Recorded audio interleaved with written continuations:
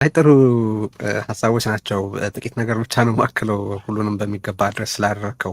ቴዲ ቅድም ያነሳኸው ነገር ላይ ኦብጀክቲቭ ሪያሊቲ አለ አይደለም? ለምሳሌ ያነሳናቸውን አጀንዳዎች እንኳን ብትመለከት ጦርነት ይቁም ስንል አገዛዙ ጦርነት አለ አይልም። ጦርነት ይቁም ብቻ ብለን ቢሆን እንኳን ጦርነት ይቁም ብለው እኮ ጦርነት እየተካሄደ እንደሆነ አስመስለው እያቀረቡ ነው። ጦርነት መካሄዱን እኛ አንቀበልም ዜርፎር አንሳተፍም ማለታቸው የሚቀር አይመስለኝም። ቢካዝ አሁን ከሁለት ቀን በፊት የወጣ መግለጫ ካየህ የሰላም ሚኒስትር ያወጣው መግለጫ በጥቂት የኢትዮጵያ አካባቢዎች ካለው የተወሰነ ችግር በስተቀር አገሪቱ ሰላም ናት የሚል መግለጫ ወጥተዋል። አንድ ዩኒቨርስ ላይ ነው ወይ የምንኖረው የምትልበት አይነት ጥያቄ የሚፈጥር ነገር አለ። ጦርነት በአሁኑ ወቅት በኢትዮጵያ እየተካሄደ መሆኑ ፋክት ነው። አሁን አዲስ ጦርነት ሊያገረሽ በጣም ማስጋቱም እንደዚሁ አለ የማይባል ነገር ነው። ቢያንስ ግን በማያከራክር ደረጃ በኦሮሚያ እና በአማራ ክልል ጦርነት እየተካሄደ ነው። በቃ አገዛዙ ጦርነት እያካሄደ ነው። ይሄንን ኦብጀክቲቭ ሪያሊቲ ካዱልኝ ይልሃል። መሀል ብሎ የሚቆጥሩት አገዛዙና ደጋፊዎቹ ይሄንን ከሆነ አኮሞዴት ልታደርጋቸው በጣም አስቸጋሪ ይሆናል። አገዛዝ አይደለሁም ይላል። ለምሳሌ ሁለተኛው አጀንዳችን አገዛዝነት ያብቃ ነው። አገዛዝ አይደለሁም ይላል። እውነታው ግን የፍትህ ስርዓቱን ተጠቅሞ የተናገረን ሁሉ እየጠረገ ወደ እስር ቤት እየወረወረ ያለ መሆኑ ነው። እውነታው በኢትዮጵያ ውስጥ የተናገረ በሰላም የማያድርበት ሁኔታ መፈጠሩ ነው። እውነታው በኢትዮጵያው ዲሞክራሲ አለመኖሩ ነው። ይሄንን ካድልኝ ያኔ ነው ወደ መሀል የምትመጣው። ኦር አትሊስት ያንን ፑትት እንዳውት ሲልህ ይሄንን መልቀቅ መሰረታዊ የሆነ የምትነሳበት እሴት እንዳይኖር ያደርጋል። አንድ በተመሳሳይ ዘላቂ ሰላም ይምጣ ወይ ሰላም ይምጣ ስንል የመጣውን ሰላም ወዴት ነው የምትጠይቁት ይልሃል አይደለም? መጀመሪያ በመሰረታዊ እውነታውም ላይ ጭምር ክርክር እንዲኖር የሚፈልግ ቡድን አኮሞዴት እንዲደረግ ሲባል እውነታውን ካዱልኝ ሲል ያንን አኮሞዴት ለማድረግ እውነታውን መካድ በዚህ ባለው በጣም ሸካራ የሆነ አሳዛኝ ሁኔታ ችግር የገጠመውን ህብረተሰብ ኮዝ አንደርማይን ይሆናል ማለት ነው። ስለዚህ እነዚህ በጣም መሰረታዊ ነገሮች ናቸው። ኢንፋክት ብዙ ርቀት ተኪዷል። ከዚህ በላይ መባል ሲኖርበት አካታች የሆነ ሁሉም ምክረ ሀሳቡን የሚያቀርብበት አጀንዳ ለመቅረጽ በጣም ሙከራ ተደርጓል የሚል አስተያየት ነው ያለኝ። ሁለተኛ አየር ላይ ያልከውንም በተመለከተ ሚዲያ አንደኛ መሬት ላይ የተፈጠረን ሪያሊቲ ለህብረተሰብ መልሶ ያስተጋባል መገናኛ ብዙሃን ነውና፣ ሁለተኛ የተፈጠሩትን ነገሮች አቋጥሮ አሰባስቦ አንድ ስዕል ሰጥቶ ያለው ሁኔታ ይሄ ነው ብሎ ለህብረተሰቡ መልሶ ያሳያል። ከዛ ፎርወርድ ሉኪንግ የሆነ ከዚህ በኋላ ምን ይፈጠራል፣ ምን መሆን ይገባዋል፣ ምን አቅጣጫ አለው ብሎ መሬት ላይ ተጨባጭ ውጤት ይፈጥራል።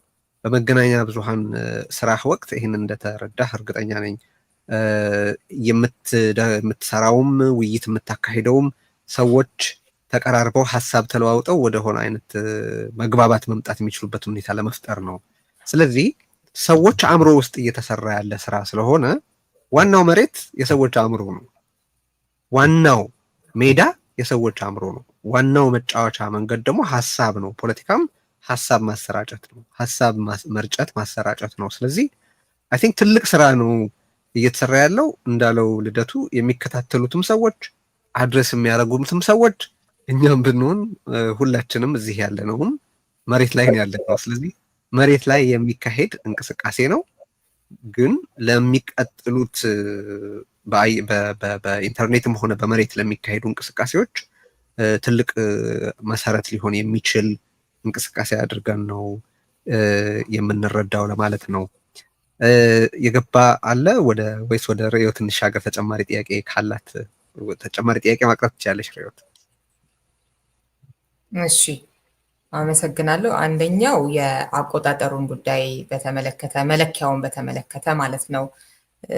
ቅድም ልደቱ እንደውም የተሻለው መለኪያ ስንት ሰው ነው የሚለው እንደሚያከራክር በአካል ሲሆን ይሄኛው ግን እንደውም የሚቆጠር መሆኑን ሲገልጽ ነበርና ይቆጠራል። የሚቆጠረው ግን የተከታተለው ያየው ሰው ነው፣ ሀሳቡን የደገፈው ሰው ሁሉ አይደለም። እና እሱ መለኪያ ትንሽ አያስቸግርም ወይ? አሁን አድማጮችንም እያየው ነበር። ለምሳሌ ብሎ ነገር የለም እከታተላለሁ ተቃዋሚ ነኝ የሚል መቆጠር የለበትም አገዛዝ አገዛዝ አለ ማነው የለም ብሎ የሚያስብ ስትል ማለት ነው። እና ስለዚህ ያው የተለያዩ ሚዲያዎችን የሚከታተሉ ሰዎች፣ የተለያዩ ፕሮግራሞችን የሚከታተሉ ሰዎች ፕሮግራሙን ስለወደዱት ሀሳቡን ስለደገፉት ብቻ አይደለም ይሄ ይታወቃል። እና ይሄኛውንም በተመሳሳይ የሚመለከቱን ሰዎች እንደ ደጋፊ አድርጎ መቁጠር እንዴት ነው የሚቻለው የሚለው አንደኛው እሱ ነው። ሌላው የአብሮነት ኢትዮጵያ እንግዲህ ተጽዕኖ ፈጣሪ የሆኑ ሰዎችን የሚገናኙበትን መድረክ መፍጠር ነው እና አሁን እንግዲህ ተጽዕኖ ፈጣሪ ሰዎች የሚለውን ብየናችሁን አንደኛው እንግዲህ አሁን እነዚህ 15 ሰዎች እንደሆኑ ነው የምናየው እና ወደፊት የአሁኑ ትብብር እንዳልሆነ በቀደምም ቃለመጠይቃችን ላይ ልደቱ አስረድተሃል።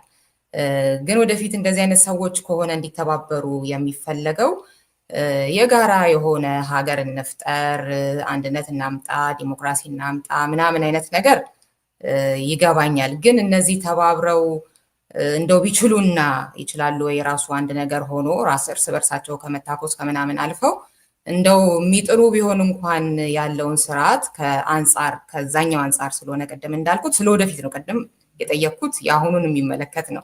አሁን ደግሞ ወደፊት እንግዲህ አድጎ ይሄ ማለት ነው የአሁኑ ዓላማው ይሄ ባይሆንም ወደፊት ይሄን የማስተሳሰር ነገር ሊኖር ስለሚችል ከንግግራችሁም ያንን ስለሚያሳይ እንደው ምን አይነት ኢትዮጵያ ትፈጠራለች? ዞሮ ዞሮ የሆነ ስለ ፕሮፌሰር መስፍን እንደሚለው ደጋግሞ ስለመጣል እንጂ ስለመገንባት እንደው ግድ የማይለን የሚመስል ኃላፊነት የጎደለን የሚመስል አይነት ነገር የለውም ወይ? እንደዚህ አይነት ስብስብን ማሰብ ራሱ እሱ ላይ ትንሽ ቢባልበት። እሺ የመጀመሪያውን ነገር በተመለከተ ሀሳብ ላንሳና ወደ አንተ አሻግረዋለሁ። ሁለቱ ሀሳብ ትሰጥበታለህ። ይሄ መቁጠርን በተመለከተ የሰልፉ ላይ ጥሪ ስናደርግ እኔ ተሳስቼ ካልሆነ በስተቀር በመቶ ሺዎች የሚቆጠሩ ሰዎች የሚታደሙት ነው ያልነው። ሀሳቡን 100% የሚቀበሉት ሰዎች ይሆናሉ ማለታችንን አላስታውስም። ሁለተኛ አጀንዳውን ስንቀርጽ ጦርነት ይቆም፣ አገዛዝነት ያብቃ፣ ሰላም ይምጣ ብለን ተቃውሞ ልናደርግ ነው ስንል ሴፍሊ እጅግ አብዛኛው ይህንን ሀሳብ የተቀበለው ነው ብለን ብንገምት የምንሳሳት አይመስለኝም። ምክንያቱም የአገዛዙ ደጋፊዎች በነገራችን ላይ ቴዲ የዲቫይስ ቁጥር ነው የሚኖረን እንጂ አንድ ሰው ምሳሌ በአንድ ስክሪን ላይ 20 ሆኖ ሊያይ ይችላል።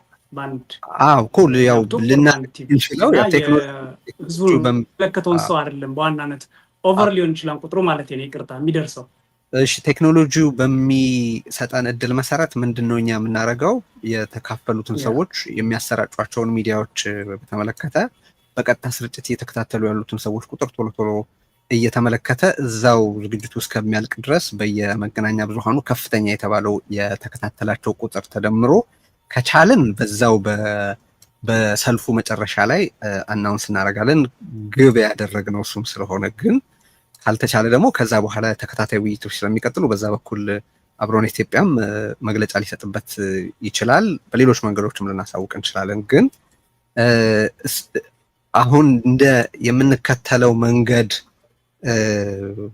እንደ አዲስ እንደመሆኑ መጠን ፕላስ አጀንዳውን በግልጽ አሳውቀን የምናደርገው ይሄንን ነው የምንቆም ማለት አጀንዳው ሴት የተደረገው አጀንዳ ይሄ ነው፣ በዚህ ጉዳይ መልእክት ይተላለፋልና ኑና አድምጡ ብለናል እና የመጡት የታደሙት ሰዎች ቢያንስ መልእክቱ እንደደረሳቸው የሁሉም ተናጋሪዎች ሀሳብ እንደደረሳቸው እርግጠኛ መሆን ይቻላል። ሁለተኛ አጀንዳው አስቀድሞ በግልጽ ስለተቀመጠ እጅግ የሚበዛው የነዛ ሀሳቦች የነዛ አጀንዳዎች ደጋፊ ነው የሚል ሴፍ የሆነ አሳምፕሽን መውሰድ ይቻላል የሚል አስተያየት አለኝ። ልደቱን ሊጨምርበት ከቻለ ሀሳብ ይሰጥበታል። ሁለተኛው ይሄኛው አንድ የፖለቲካ ወደፊት የምትፈጠረውን ኢትዮጵያ በተመለከተ ነው። የመነጋገርን ማስቻል አንድ፣ ሁለተኛ ደግሞ ህብረተሰቡ በተለያዩ ልሂቃን በኩል አሁን በኢትዮጵያ ውስጥ ያለውን ችግር በተመለከተ እየቀረበ ያለውን ምክረ ሀሳብ እንዲያደምጥና ውይይትን ዳያሎግን ማስቻል ነው እንጂ ፕሪስክሪፕቲቭ አይደለም። ወይ እንዲህ አይነት ኢትዮጵያ ብትፈጠር እንዲህ አይነት አስተዳደር ቢኖራት እንዲህ አይነት መንገድ ቢኖር ብሎ በጣም ዝርዝር ውስጥ ገብቶ ፕሪስክራይብ የሚያደርግ አይነት አይደለም የዚህ አይነት ዝግጅቶች ባህሪ። ግን ሀሳቦች አሉ ኢትዮጵያ ውስጥ ባለችውም ሆነ እንድትፈጠር በምትፈልገው ኢትዮጵያ ዙሪያ ያሉ ሀሳቦች አሉ። እነሱን ኢትዮጵያውያን ከሚቀበሏቸው አመለካከቶች የተሻገሩ ሌሎች ምክር ሀሳቦችን እንዲሰሙ፣ ለተለያዩ ሀሳቦች ኤክስፖዝድ እንዲሆኑ፣ ከቀረቡት ሀሳቦች የተሻለውን እንዲወስዱ ወይም ከየቀረቡት የተሻለውን ወስዶ አንድ ሌላ አዲስ የተሻለ ሀሳብ እንዲፈጥሩ ዳያሎግን የበለጠ ማስቻል፣ መቀራረብን፣ መገናኘትን ማስቻል ነው።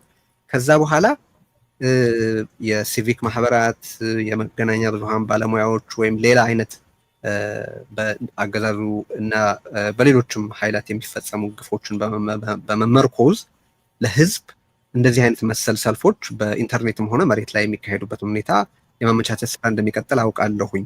ነገር ግን አሁን ዳያሎግን ማስቻል፣ ማደማመጥ ለሚቀጥለው ወደ ሽግግር ለመሄድ የሚደረገውን ጥረት መርዳት፣ ሰላማዊ ትግል የበለጠ የሀሳብ ትግል የበለጠ እንዲጠናከር ምቹ ሁኔታ መፍጠር ነው። እንደሱ ተደርጎ ቢታይ አይ ቲንክ ትክክል ይመስለኛል። ልደቱ ቀጥል። ቴዲ፣ ልደቱ ከመቀጠሉ በፊት ጌታቸው አሰፋ ረጅም ጊዜ ጠብቋል እና ጥያቄውን ማቅረብ ከቻለ ሞገስም ገብቷል። እሺ፣ ይህንን ልደቱ ከመለሰ በኋላ እናስገባቸዋለን። እዚህ አላየሁትም ነበር፣ ጌታቸውን እየደወልኩለትም ነበረ። እሺ፣ ልደቱ ጥያቄውን ያቅርብና ማነው መልሱን ይስጥና ከዛ ወደ ሁለቱም እንሻገራለን። ይሄ የቁጥር ጉዳይ ላይ ቴዲ ያቅርበዋል። ግን አሁን ሪዮት ያልሽው ነገር አለ። ለምሳሌ ምንም ጥርጥር የለውም ደጋፊ ብቻ ሳይሆን የሚቃወሙ ሰዎችም ሊገቡ እንደሚችሉ እንገምታለን። ግን በከፍተኛ ደረጃ አጀንዳውን የሚደግፈው የህብረተሰብ ክፍል ነው የሚገባው የሚል እምነት አለ። እውነቱን ለመናገር ከሚቆጠረው በላይ ደግሞ ሳይቆጠር የሚቀር ብዙ ድምፅ ይኖራል። አሁን በቃሉ እንዳለው አንድ ቤት ውስጥ በተለይ ውጭ ሀገር አሁን ቴሌቪዥን ላይ ራሱ በዩቲዩብ ነው ሰው የሚከታተለው። ግን ቤተሰብ ጓደኛ 4-5 ሆነው ሊከታተል ይችላል። ግን እንደ አንድ ሰው ነው የሚቆጠረው። ስለዚህ 3-4 ሰዎች ሳይቆጠሩ ይቀራሉ ማለት ነው። አንዳንድ የዩቲዩብ ቻናሎች ስርጭት ሲያካሂዱ በሳተላይት ቲቪ ጭምር የሚተላለፈዋሉ ኢትዮጵያ ውስጥ ጭምር እና ሰው በዩቲዩብ ሳይሆን በሳተላይት ሊከታተል ይችላል። እሱ ሁሉ አይቆጠርም። ዞሮ ዞሮ ንጽጽሩ በዩቲዩብ እስካሁን ድረስ በኢትዮጵያ ለምሳሌ ከተካሄዱ ኤቨንቶች ይሄኛው ኤቨንት ምን ያህል ተመልካች አገኘ የሚል እንጂ በስርጭት ደረጃ እኮ ከዛ በኋላ ባሉት ቀናቶች፣ ሳምንታት በሚሊዮን የሚቆጠር ህዝብ ያየዋል እኮ። በተለይ በሳተላይት ስለሚተላለፍ ብዙ ሚሊዮን ህዝብ እንደሚያየው ምንም ጥርጥር የለም። ግን ሪሊ በዩቲዩብ ላይቭ ምን ያህል ሰው ተከታተለው የሚለውን ነገር የተሳትፎ እንትን ለማሳየት ነው ማለት ነው እንጂ ሰፊ የሆነ ፕላስ ኦር ማይነስ ይኖረዋል። ግን ሪዮት እኔ አንድ ቻሌንጅ አለኝ። አሁን ለምሳሌ የዚህ ሀሳብ ተቃዋሚ ይሆን የዚህ መድረክ ተቃዋሚ የገዢው ፓርቲ ደጋፊ የሆኑ ሰዎች ለምንድን ነው እዚህ ውስጥ የሚገቡት? አሁን ለምንድን ነው የምትገቡት ብዬ ብጠይቃቸው መከታተል እንፈልጋለን ነው የሚሉት አይደል? ለመመልከት ያው ሌላ መመልከታቸውን እነሱ ብቻ ሳይሆን እኛም እንፈልገዋል። የህዝቡን ድምፅ የህዝቡን አመለካከት በመድረኩ የሚቀርቡ የፖለቲካ ሰዎች የሚያቀርቡትን ሀሳብ ተቃዋሚ ብቻ ሳይሆን ገዢው ፓርቲና የገዢው ፓርቲ አባላትና ደጋፊዎች እንዲሰሙት እንፈልጋለን። ግን እውነቱን ለመናገር እንዳይቆጠሩ ከፈለጉ ምንድነው ማድረግ ያለባቸው? ያሳልፉትና ላይቭን ከተላለፈ በኋላ ይከታተሉ፣ ያዳምጡ። ማዳመጣቸውን እኮ ልናስቀረው አንችል አይደለም። እኔ እንደውም አሁን የምለምናቸው ፕሊስ አትግቡ። ገብተው ሌላ የሚያገኙት ጥቅም የለም። ማዳመጡ አያመልጣቸውም። ላይቭ ከተላለፈ በኋላ መከታተል ይችላሉ። ምክንያቱም ገብቶ መረበሽ አይቻልም። ስድብ ወይም ደግሞ ጠያፍ የሆነ አስተያየት ወይም ተቃውሞ፣ ጤናማ አይሆንም ተቃውሞ በቴክስት ሊያቀርቡ ይችላሉ። ሊረብሹ ግን አይችሉም። ይሄ መሬት ላይ ያለ አደባባይ አይደለም። ስለዚህ ሪሊ ቁጥሩ ይዛባል ብለው የሚያምኑ ከሆነ አይግቡ። እኛ የነሱ መግባት ይጠቅመናል ብለን አናምንም። ስለዚህ አይግቡ። ሀሳቡን ግን የመከታተል መብት አላቸው። እኛም እንዲከታተሉት እንፈልጋለን። ላይቭ ከተላለፈ በኋላ ይከታተሉ፣ ችግር የለም። ከዛ ውጭ ግን ለሂደቱን ለማጣጣል አይ ደጋፊ ብቻ እኮ አይደለም ተቃዋሚዎችም ገብተን ነበር እኛ ተቆጥረን ይሄን ያህል የሆነው ለማለት ከሆነ የሚሉት ትርጉም ያለው አይመስለኝም፣ ጥቅምም የለውም ማለት ነው። እና በዛ መልኩ ብናየው ጥሩ ነው የሚሆነው። ግን በጣም ቤዚክ የሆነ ነገር ያነሳሽዋል። ሁልጊዜ ኢትዮጵያ ውስጥ አንድን ስርዓት ስለመንቀል ስለመጣል ነው፣ የተሻለ ነገር ስለመተካት ብዙም አንደክምም የሚለው ነገር እውነት ነው። የኢትዮጵያን የፖለቲካ ታሪክ መለስ ብለን ካየን ትግል ይካሄዳል፣ ህዝብ መስዋዕትነት ይከፍላል። መጨረሻ ላይ ግን ያ የትግል ሂደት በሆነ ኃይል ይጠለፋል ወይም ይኮላሻል እና የህዝቡ መስዋዕትነት ከንቱ ሆኖ ይቀራል። በእኛ በኩል ይህን ለመቀየር ነው አንዱ ትግል የምናደርገው። ከዚህ በኋላ ኢትዮጵያ ውስጥ የሚደረግ የፖለቲካ ትግል እንቅስቃሴ በተለይ አሁን እኛ የምንመኘው ልናመጣው የምንፈልገው የሰላማዊ ህዝባዊ እምቢተኝነት በስሜትና በተናጠል መመራት አለበት ብለናል። አንደኛ የህዝቡን ጥያቄ ባነገቡ የተደራጁ ኃይሎች መመራት አለበት፣ በድርጅት መመራት አለበት ወይም በድርጅቶች ስብስብ መመራት አለበት። ሁለተኛ በተጠና ሐሳብና ስልት መመራት አለበት፣ ሳይንቲፊክ በሆነ መንገድ። ይሄ ከሆነ ብቻ ነው እንዳለፉት የትግል ሂደቶች የህዝቡ መስዋዕትነት ከንቱም አይሆንም። የህዝቡ ትግል መጨረሻ ላይ ሄዶ በተለያዩ የፖለቲካ ኃይሎች እንዳይጠለፍ ወይም እንዳይኮላሽ ማድረግ የምንችለው ትግሉን በዚህ መልኩ ከመራ ነው ብቻ ነው የሚል እምነት አለ እና የአብሮነት ኢትዮጵያን ስንመሰርት አንዱ የመኖራችንን አስፈላጊነት ያየነው ከዚህ አንጻር የኢትዮጵያ ህዝብ ትግል በድርጅቶች ካልተመራ በተጠና ስልትና ሐሳብ ካልተመራ አሁንም የመጠለፍ እድሉ አሁንም የመኮላሸት እድሉ ሰፊ ነው። ስለዚህ በስልጣን ላይ ያለውን ኃይል እናወርዳለን እንጂ የተሻለ ኃይል ላንተካ እንችላለን። እንዳውም ከአሁን በኋላ አንድ አምባገነን አውርደን ሌላ አምባገነን የመተካት እድልም ላይኖረን ይችላል። ከአሁን በኋላ አሁን ባለው የፖለቲካ ኃይል አሰላለፍ የሚመጡ ለውጦች ጭራሽ ህዝባዊና ሀገራዊ ህልውናችንን የሚፈታተኑ ሊሆኑ ይችላል። አሁን ለምሳሌ አፍጦ የመጣ ጦርነት አለ። በዚህ መጠን የኢትዮጵያ ህዝብ ተከፋፍሎ በዚህ መጠን አውደ ሰፊ የሆነ የፖለቲካ ቅራኔ ውስጥ ገብቶ ተቧድኖ ያደረገው ጦርነት በታሪክ አይቻል አቅም። ይሄ በጣም የመጀመሪያ ነው። የዚህ ጦርነት ውጤት ኢትዮጵያን ብቻ አይደለም፣ ኤርትራን ብቻ አይደለም፣ አጠቃላይ የአፍሪካ ቀንድም የሚያምስና ትርምስ ውስጥ የሚያስገባ ሊሆን ይችላል። መንግስታቱን ብቻ ሳይሆን እኛን እንደ ህዝብና እንደ ሀገር የሚያጠፋ ሊሆን ይችላል እና እጅግ አሳሳቢ ነገር ነው እና ሪሊ አንዱ ከአለፉት የትግል ሂደቶች የሚመጣው የትግል ሂደት እንዲለይ የምንፈልገው በዚህ አጀንዳ በምንም ተአምር በስሜት በተናጠል መመራት የለበት። ቅድም እንዳልኩት የኢትዮጵያ የፖለቲካ ኃይሎች አሁን ኢትዮጵያና ህዝቧ ካሉበት እጅግ አሳሳቢ ሁኔታ አንጻር ላለመተባበር የሚያስችል በቂ ምክንያት የለም። ካልተባበርን ደግሞ አናሸንፍም፣ ካላሸነፍን ደግሞ እየተላለቁ ከመፍረስ አንድ ነው። ይሄ የምርጫ ጉዳይ ሳይሆን ግዴታ ነው የሚል እምነት ይዘን ነው የምንሰራው እና ሪሊ ያነሳሽው ሐሳብ ተገቢ ሐሳብ። የኢትዮጵያ የፖለቲካ ኃይሎች ካለፈው ውድቀታችን፣ ስህተታችን፣ ድክመታችን መማር መቻል አለብን። ሁልጊዜ የኢትዮጵያ ህዝብ ለውጥ አመጣለሁ የተሻለ ነገር አመጣለሁ እያለ እየታገለ መስዋዕትነት እየከፈለ ውድ ህይወቱን እየገበረ ትግሉ እየተጠለፈ እየተኮላሸ የሚቀርበት ሁኔታ መቅረት አለበት። ዝም ብሎ መታገል በራሱ ውጤት አይደለም። ሂደቱም ወሳኝ ነው፣ የሚገኘው ውጤትም ወሳኝ ነው እና ሂደቱና ውጤቱ የተጣጣመ እንዲሆን ነው ለመስራት እየሞከርን ያለ ነው እና ኮንሽስሊ ይሄን ክፍተት አድሬስ ለማድረግ እየተንቀሳቀስ ያለ ነው እና እውነቱን ለመናገር በጣም ቤዚክ የሆነ ጥሩ ጥያቄ የእኛን መኖር አስፈላጊ ያደረገውን ጉዳይ ነው ያነሳሽው ማለት ነው። ይሄው ነው ህዝብንም ኢምፓወር ማድረግ ያስችላል ይሄ እና በጣም ጥሩ ይሆናል። ይሄ ከአፕ ቱ ዘ ቦተም የሆነውን ሁኔታ ቀይሮ ህብረተሰቡ ሊመጣ ስላለውም ስለ ግቡም ስለ ሂደቱም ስለሚሆነው ሁሉ በትክክል አውቆ ኢምፓወርድ የሚሆንበትንም ሁኔታ ይፈጥራል የሚል ተስፋ አለንና ነው። ነገራችን ላይ አሁን ሪዮት በዚህ ሂደት ራሱ አንድ ያየነው ተስፋ ሰጪ ነገር ይሄ ብዙ የፖለቲካ ኃይሎች በራሳቸው ብቻቸውን ሩጠው የትም እንደማይደርሱ የተገነዘቡበት ሁኔታ ያለ መሆኑን የተረዳ አሁን ለመሰባሰብ የበቁት ምንም እኛን ሳያስቸግሩ ይሄ የጋራችን አጀንዳ ነው፣ በዚህ ጉዳይ መተባበር አለብን ብለው ወደዚህ መድረክ በበጎ ፈቃድ ሲመጡ ስናይ ይሄ የተናጠል ሩጫ የትም እንደማያደርስ ብዙዎቹ እየተማሩ መሆኑን ያየው እና ይሄ በጣም አበረታች ሆኖ ነው ያገኘነው። የበለጠ ተጠናክሮ መቀጠል ያለበት በዚህ ረገድ የተዛባ አመለካከት ያላቸው ብቻችንን ሩጠን ብቻችንን ውጤት እናመጣለን የሚሉ ኃይሎች ሁሉ ሪሊ ከዚህ መማር አለባቸው፣ ወደዚህ አቅጣጫ መምጣት አለባቸው። ካልተባበርን አናሸንፍም፣ ካላሸነፍን እየተላለቅን ከመፍረስ አንድ ነው። ይሄ የምርጫ ጉዳይ ሳይሆን ለኢትዮጵያውያኖች አሁን ግዴታ